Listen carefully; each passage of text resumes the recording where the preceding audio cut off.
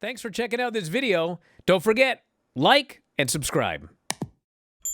Lee Kincaid interviews Thea Hail, who again is over the moon about this evening events, and she should be here at this point. She's been here since she was 18. 4 long years she's been at this. She's had friends, she's lost friends, she's waited so long for this. Jordan Grace shows up to congratulate her in the most pathetic manner possible. I guess you figured it out before I did, she says. Blake Monroe walks in. She's crying, literally crying even harder. She wants her belt back. And before Thea can answer, Jordan says no on Thea's behalf, and Blake sulks away. All right, so here's what I can tell you about this, which actually just fucking depresses me to no end. So this segment was planned to happen before what happened, okay? This was not added, all right?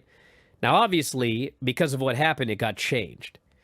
Originally, they were going to be doing a promo backstage, and Thea was going to be all sad and depressed about how she lost. Blake ended up taking that role because she ended up losing, okay? So their plan was to do some sort of storyline involving Thea losing this match, being all broken up about it, and that was going to play into something involving Thea. So what that tells me is, once again, they were doing a storyline where Thea can't win the big one. That's how they're going to try to get her over, okay?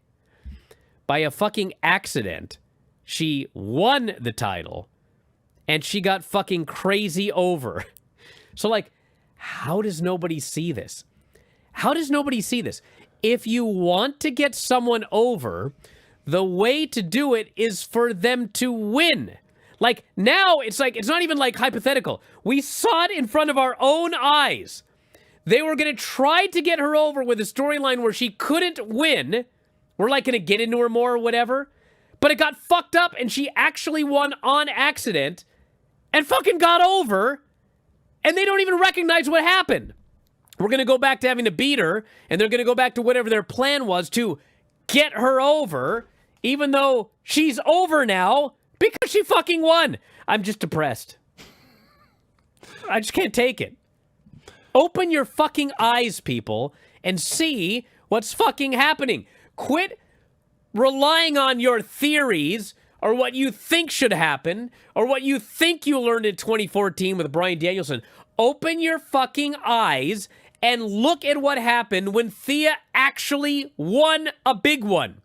Look at how she reacted. Look at how the crowd reacted. Look at what got over more than anything else on this show.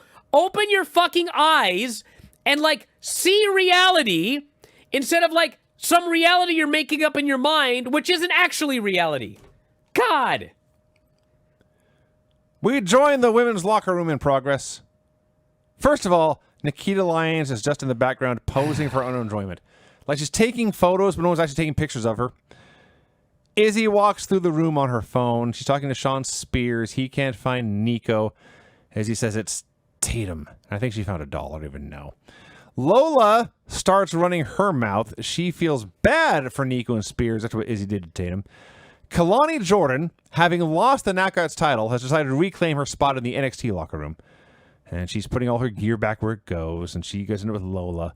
And Lola says gymnastics is nothing compared to MMA. And people like you and Izzy are going to find out real quick. And I mean, if the goal is to fight somebody, it's true. Gymnastics is nothing compared to MMA. You know, it's not. You've done both. Yeah. To a degree. Yeah. Yeah. And if you're going to be... they're not the same. A group of MMA fighters are fighting a group of gymnasts. It's going to be a sweep. Yes. Yeah. I mean, if you take a bunch of MMA fighters and ask them to do gymnastics, they'll get killed by the gymnasts. Break their neck every time. But if you ask those gymnasts to do MMA, they're getting murdered. Absolutely. Yeah. Yeah. They're different, you see. They are different. Completely different. And the pro wrestling is closer to MMA. Shiloh Hill is talking to Skylar Ray. Who the fuck is Skylar Ray? Well, they did tell us she was the LFG winner for this year. I know, but they just show her there like we should know who she is. It was in the middle of the promo. Someone mentioned, like, hey, we won LFG.